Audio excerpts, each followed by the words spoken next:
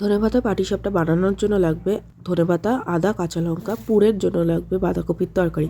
প্রথমে 1 কাপ চালের গুঁড়ো একটা বাটিতে নিয়ে তার মধ্যে দিয়ে দিতে হবে 1 কাপ ময়দা, আর তার সাথে দিয়ে দিতে হবে 1 কাপ চিনি।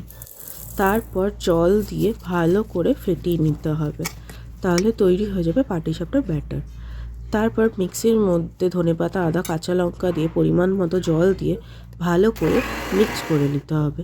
তারপরে বেগুনের পিছন দিকটা কেটে নিয়ে একটা বাটির মধ্যে তেল দিয়ে রাখতে হবে।